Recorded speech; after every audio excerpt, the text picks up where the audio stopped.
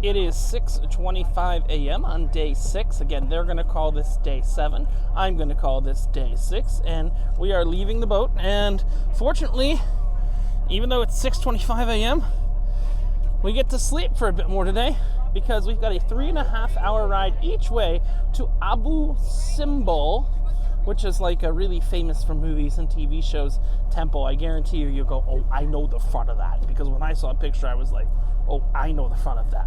So it's time to actually catch up on some sleep on the bus ride. And then I'll be back with you when we hit Abu Simbel. Or maybe I heard that there's a rest stop half the way there. That's kind of an interesting rest stop. So, if it's interesting, we'll join along for that. If not, through editing magic, you'll see me 3 hours later in Abu Simbel. So, boo! Coming to you now from the middle of bumfuck Egypt. This is the actual location. It's kind of an oasis in the desert. If you watch this channel a lot, this is so far out, there's no utilities. There's actually just solar power right here that's running all of it. And we are at an oasis in the desert, which is serving coffee and chips and other snacks. I got a chocolate bar. I got a white chocolate bar. I got some, believe it or not, Worcestershire sauce chips. And, well, that'll be fun to show.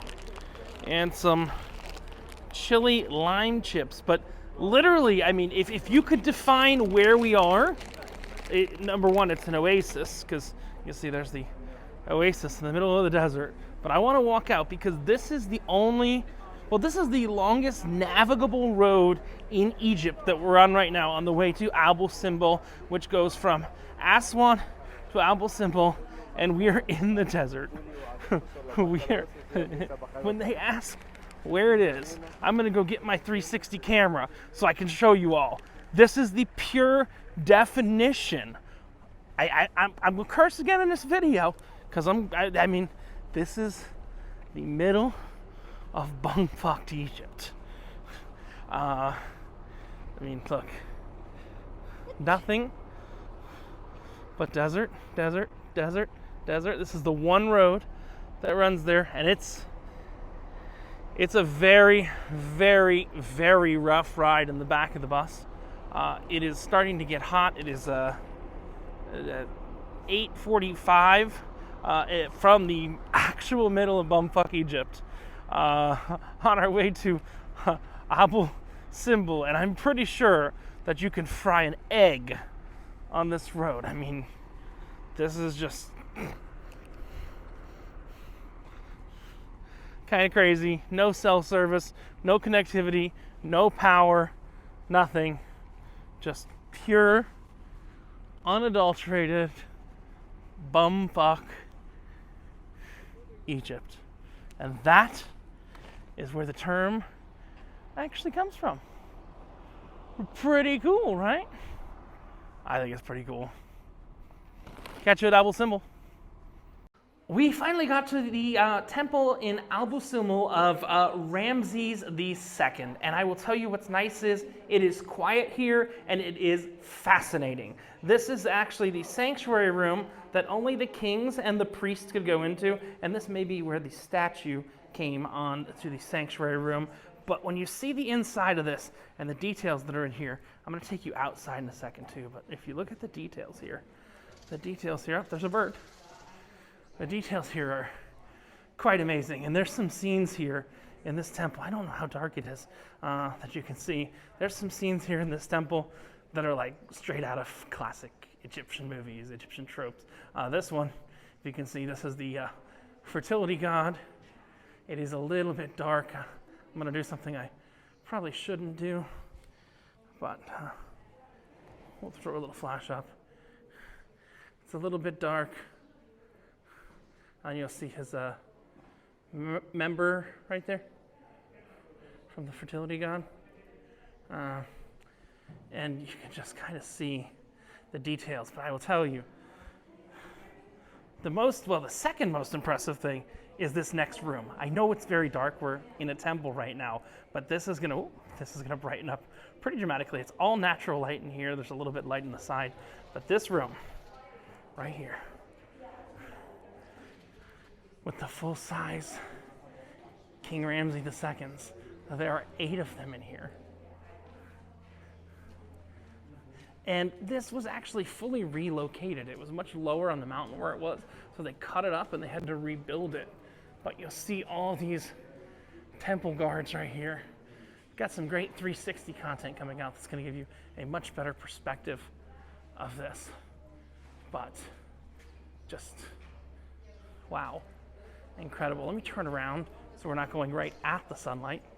And you might be able to, oh, there you go. You can see those temple guards a lot better there. And I mean, it looks like it was built, again, for a movie set, but even more impressive than the temple guards right there. Now, this is an additional excursion. I think it was like $175 additional on top of the tour. So this is an additional excursion, mainly because of the bus. And sometimes I was just told by the guide that they'll do a flight out here instead to save time, because you do waste half the day on the bus just getting here from anywhere. And that was because this god wanted to make sure that when people came to see this temple, they were coming to see this temple. So, but the facade here, you'll see as we walk away, I'll turn you around in a second. There are 4 giant statues, which have been reduced to kind of 3.5 giant statues that are representing Ramses II. And if I flip him around here, you'll see probably the most impressive sight in all of Egypt right here. This giant facade right there with 4 gods, well, 4 kings that thought they were gods, and one of them, their head fell off and everything, but they actually sectioned this and they moved it up, because when the Nile went up, this would have all been underwater. So they actually moved it all the way up. And what's really interesting is right next door, where we're going to go next, they have his wife's, one of his wives. These guys all had multiple wives, but this is the temple of Queen Nefertiti we're going to go to next. This is Ramses II. Again, just look at that. Look at that facade right there. It really is quite amazing. Let's go check out Queen Nefertiti's facade next. Not her tomb, because her tomb cost a fortune to get into, but let's check out her facade. But I do think that since this is so remote, I'll tell you, this is probably the best archaeological site we've been to by far, and there's nobody here relatively, because we're early and it's really far away. So yes, getting up at the ass crack of 6 a.m. of dawn was actually a good thing here today. From the first most impressive facade we've seen since we've been in Egypt to the second most impressive facade, I've not even been inside this one yet. This is the temple for Queen Nefertiti. And you can see this facade, about 50 feet tall, I'd say. You've got these statues protecting the queen, but in just absolutely amazing shape, carved into the side of a mountain. We're going to go in together. I don't know how well lit it's going to be or anything like that, because I literally haven't been in yet. Wish I would have seen this one first, then it would have been the most impressive, then I would have one-upped it, but we went the other way around. So,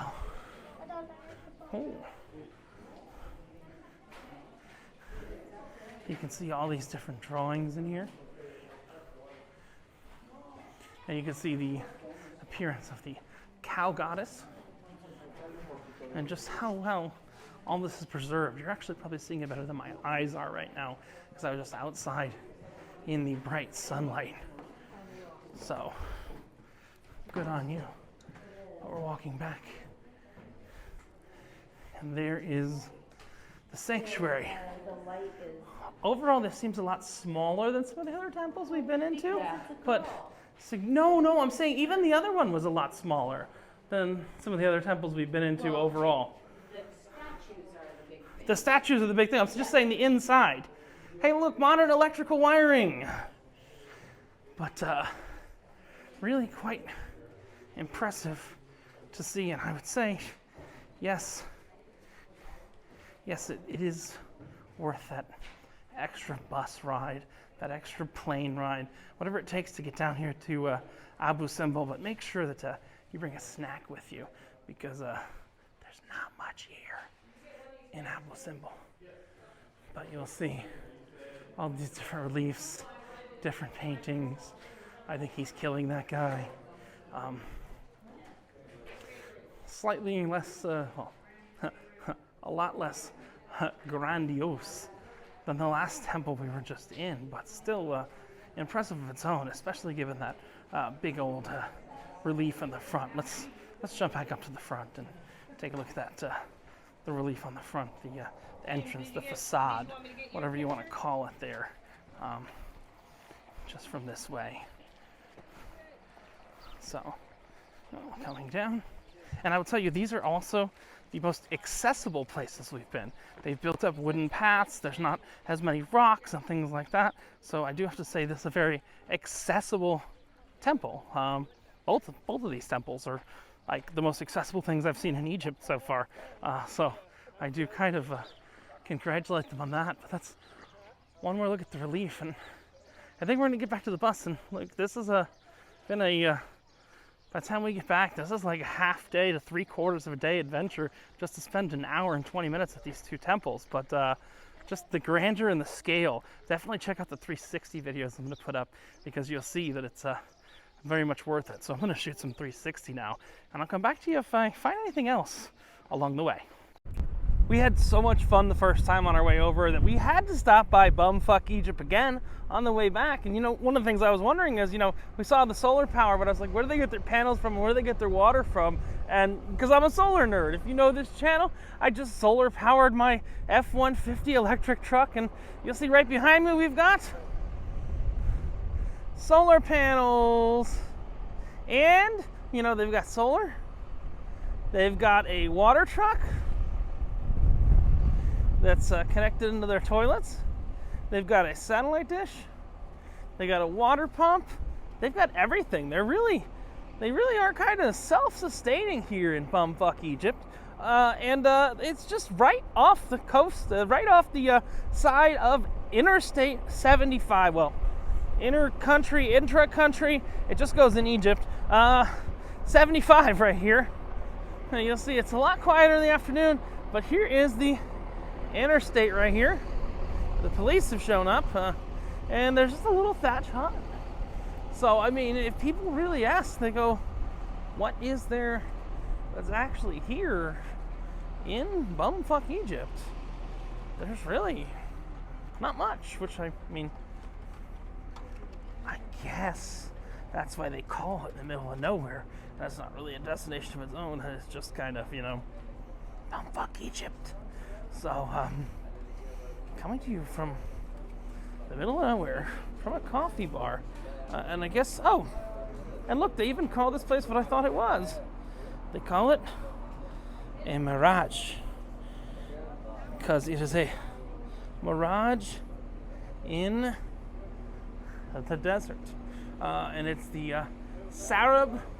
It's the Sarab Desert Mirage out here in the great section of this great country called Bumfuck Egypt. I'll see you back at the hotel. So this is Amir. He's the owner of the Sarab Desert Mirage, and I told Amir, I said, Amir, I'm gonna make you a millionaire overnight. Okay. And he thinks I'm kidding. Look at it. Bumfuck Egypt t-shirts. That's what you need. You're gonna make a lot of money. So I hope. Yeah. He's a new subscriber too. So hopefully he makes money. Okay. This trip never ceases to amaze me. We are headed across the Nile River now on a boat because our hotel tonight is basically Alcatraz. The hotel has an island of its own. It's on the biggest island along the Nile, which is Elephant Island, and it's called the Movenpick. Now they are a local hotel chain that also has quite a few number of river boats as well. That about 3 of them we've walked through in this series so far, like the Movenpick 1, the Movenpick 5, I think like the Movenpick 12. They got a lot of boats, but they've actually got their own island here, which they have a compound on, and they have a 24-hour-a-day ferry service that will get you to and from. You see, there's the ferryman right there. Maybe just for fun, we'll ride the ferry at 2 or 3 in the morning. I don't know. looks safe enough. And yeah, we're going to, looks like there's a couple hotels, but this seems to be the luxury one straight ahead that we are riding to on the Movenpick Ferry right behind me. Never ceases to surprise me, the randomness of Egypt and the Nile River and this trip. Yeah, and this is the Movenpick right here. Time to dock and check in. So we made it on the island, and this video has already gone far enough off the rails, but I can show you. We've got the Movenpick Hotel right here, and yes, their entire walkway up to the hotel is lined with these sculptures right here. I've already dropped the F-bomb about 7 times in this, so there's no way YouTube is actually going to monetize this. So let's go for broke. They have giant penis statues that are lining your entire walk-in. You'll see the shaft. You'll see, well, I mean, hey, at least they're circumcised penis statues. I don't see a foreskin. But yes, giant phallic penis statues walking all the way into the Movenpick Hotel. Bravo, my friends. Bravo. It was not intentional in any way, shape, or form, but consider me impressed. When we left the boat this morning, I left something in my cabin, and since we are still in Aswan, it was something little. It was a mount for a cell phone, for a tripod, but they actually delivered it to the hotel. I am blown away so far. I mean, this is not a one-off, but I want to tell you, it's like the hotel and the boat have no relationship, but they knew where we were going. I am blown away with the service of the actual people that are working in Egypt. The fact that they got something that was in the room from the boat when they cleaned the cabin to the hotel we're staying in, which is across the other side of the Nile.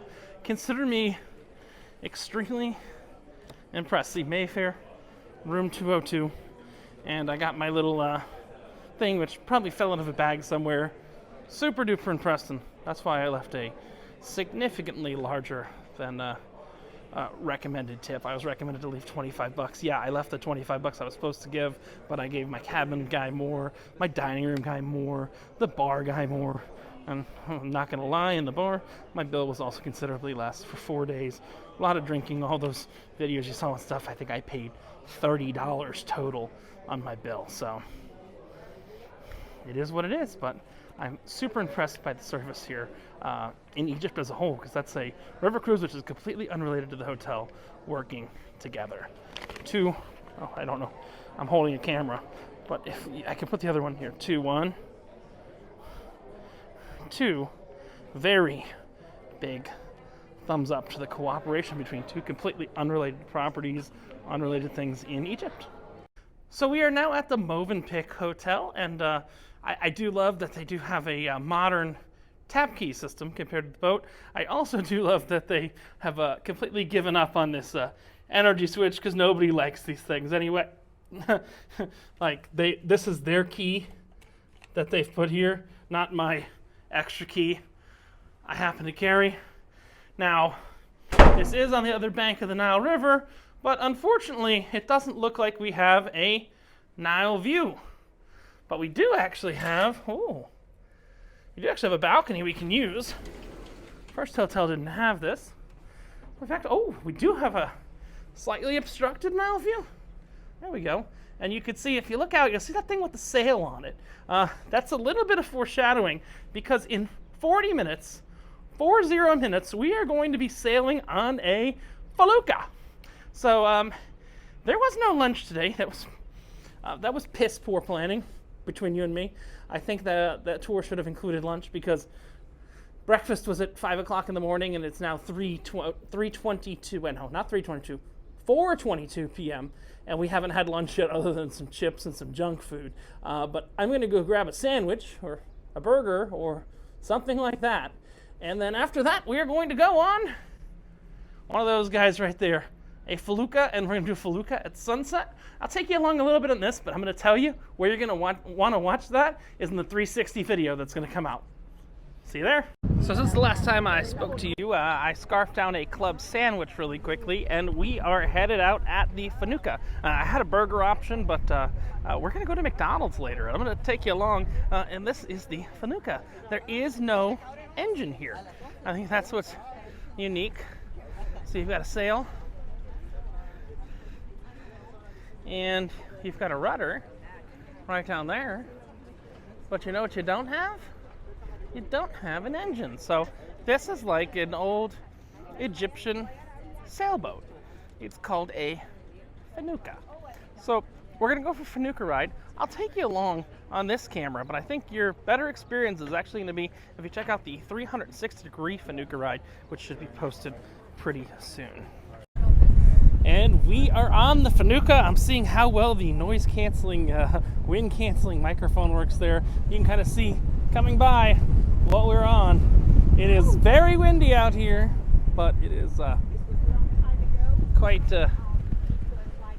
pretty overall. This has no motor on it, so we are fully reliant on the wind and the speed we're going. So this is like a primitive, I don't know if it's primitive, but this is like an Egyptian sailboat.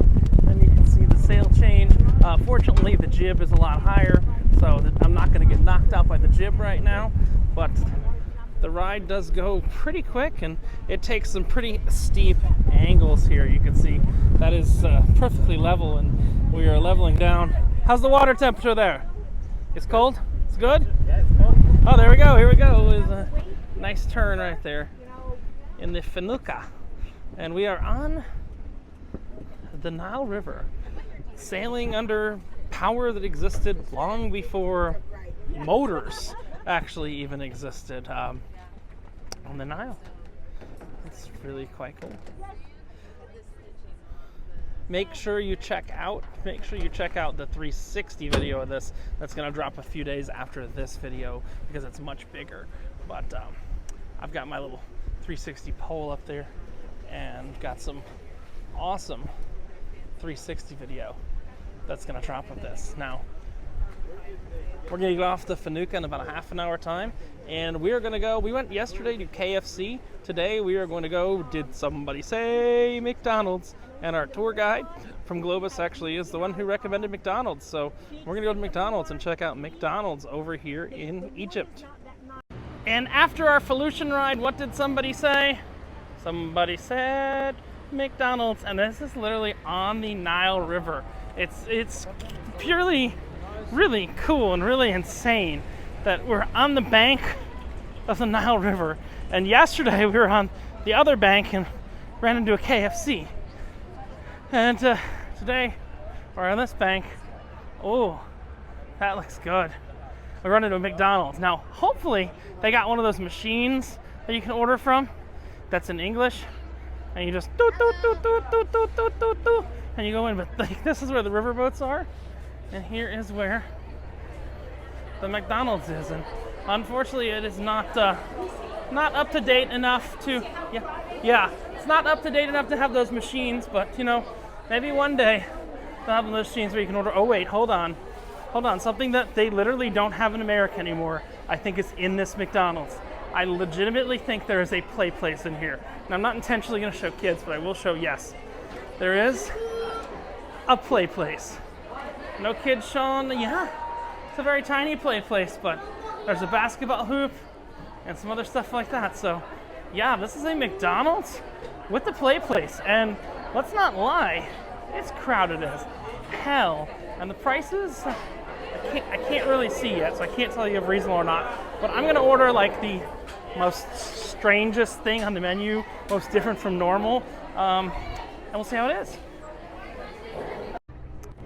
If you would have put waiting for my McDonald's food at sunset on the Nile River on my bingo card for this trip, I would not have predicted this. But tonight is dinner on your own, and I'll tell you, dinner on your own has been kind of hit or miss. So McDonald's has consistent quality. So out of the 45 people, 6 of us went along with the tour guide without an armed escort or anything like that, because I feel this area, as one, is perfectly safe. We got our numbers right here. There's a number 18. Nothing but locals here. And right on the Mississippi, sorry, right on the Nile River at sunset, we are going to have our Mickey D's. This, again, not anywhere on my bingo card, but a pleasant surprise, and I'm trying everything. I got the chicken nuggets, I got the beef burger, and I got a chicken burger, and some fries, and some barbecue sauce, and a Coke, just to kind of try everything right there. So I'll do a review, and I'll let you know how it all was as soon as it comes. So McDonald's was actually fantastic. Just like KFC, I actually think it was a little better than the US because there's a certain care that went into preparing everything. I had the spicy chicken, which was really, really good. I had the burger that was really quite nice. Had a nice cheese on it and everything like that. And I had the chicken nuggets, and they had a barbecue sauce that was a little bit different than the barbecue sauce that they normally have at a McDonald's. But, you know, if you don't know, McDonald's is not a food company. I've been telling everybody today that it is a real estate company. So just be aware, you know, they're making money by selling real estate and leasing real estate to franchisees. But I'm on the streets of Aswan, just walking around after finishing McDonald's, and I'm going to head back to the hotel and kind of repack, because tomorrow, early in the morning, we actually fly back to Cairo. And then we got a day in Cairo. We're going to go visit Memphis and the Delta, where the water gets out of the Nile River, and take it from there and then fly back the next day. But this is going to end day 6 here on the Escapes by Globus with Nile River cruise. See you tomorrow for day 7. Well, on the way back to the hotel, the boatel, I wound up doing a little more exploring and got some of this. Not sure what it is, actually. It's nice. The other side is English. This says Fanta Apple. I swear I've had this at World of Coke before, but this is Fanta Apple, and we came across a little store that's got wine and liquor and all kinds of other things, and it's kind of cool. My El Salvador friends. My El Salvador friends. And both certified. And shop the certified. Yes, 30. Whiskey. That's rum.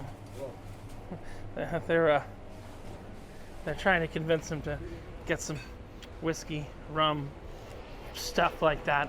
I've got my Fanta Apple, and I'm happy right here. I think we're headed back to the hotel now via the boat, but who knows what other fun exploring is going to come along our way. So it's interesting. You learn more and more as you ask questions. I know that's the way the world works, but they are not supposed to sell alcohol to locals here. They can buy beer, but wine and hard liquor, they're not supposed to sell. So only the touristic places, only the tourist places actually have access to sell wine and hard liquor. Yes, locals can get beer, but that's why when we went in that shop, you know, we had to go through a couple things, and all their liquor and wine was in a water box.